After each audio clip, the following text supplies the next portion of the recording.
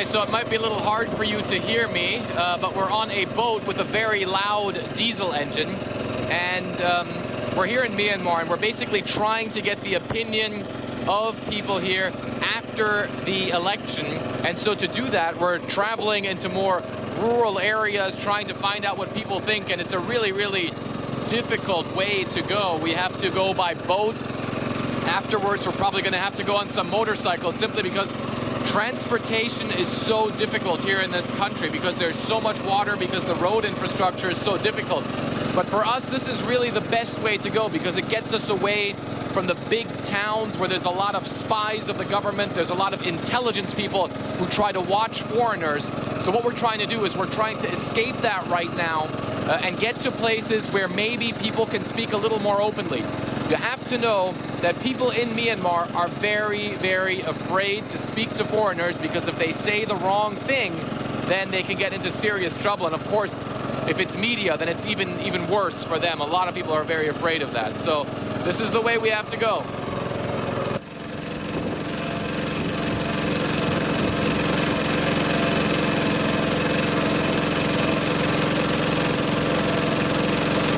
This is our next mode of transportation, little motor scooters. And before we can go, we obviously have to get gas.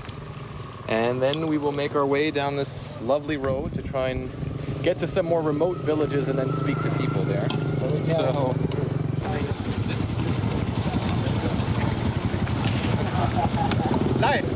like this way.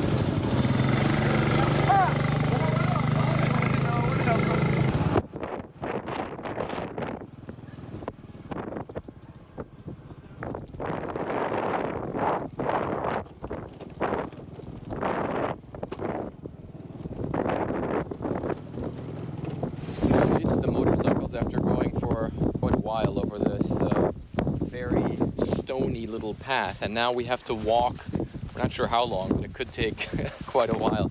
There's a lot of farmers here who are sort of tilling their fields with the most basic of instruments, stuff that people probably used here hundreds of years ago as well. So it's a long and difficult way, and we still have quite a ways to go, but we're hoping to get the story. You never know here.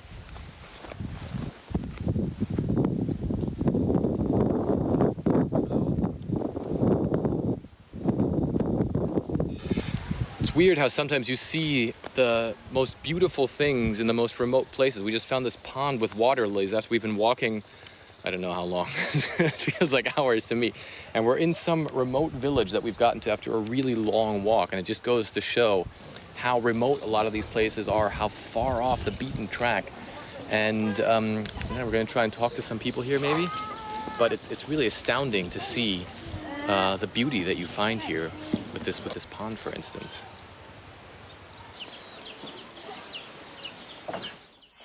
Well, Fred is now in Bangkok. I spoke to him a short time ago about what it was like to report from Myanmar. Fred, in that backstory that you sent us, you're on a rickety boat, then you're on a motor scooter, and part of the way you're on foot. It seems just getting around Myanmar was quite a challenge. Tell us about that.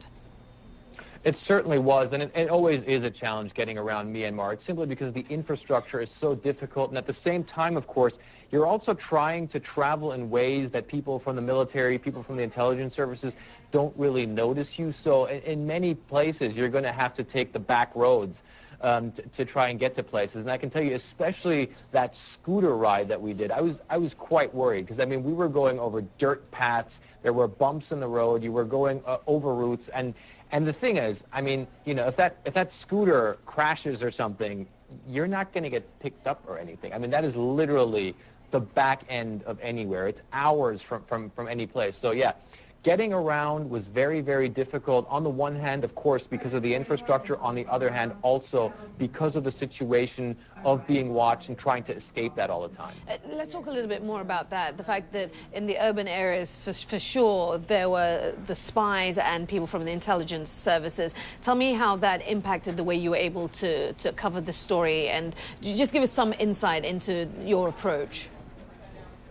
Well, it impacts everything that you do, and the urban areas are much more difficult to work in than the rural areas, simply because the spy, the intelligence agencies, they have much more of a web there of people who are trying to watch you. So certainly you have to try and get out of the way of those people. The other big difficulty that you have is that, of course, in these urban areas, people are very afraid to speak to you because they're afraid that they might get watched by someone who will tell on them or by someone from the intelligence services themselves. So really what you try to do is you try to be as inconspicuous as possible. You try to do things that normally tourists would do. You visit some destinations and then you try and get on with your work. It also impacts the kind of gear that you take along. Obviously, you want that to be very small. You want to look, you know, like anybody who's visiting the country. I mean, one of the things that you have to know is that Myanmar is a country that does have substantial tourism there. So it is a place where they are used to seeing foreigners. However, once you cross that border and you start asking questions about politics, you start asking questions about Aung San Suu Kyi, you really have to watch out what you do. Because the big danger that we always thought we might have is that we might ask someone from the intelligence service his view about Aung San Suu Kyi, and that really wouldn't have been a very good thing, but we got lucky. No, you certainly did. There were a number of other media organizations on the ground. What's your sense? Were you guys followed? Do you know that?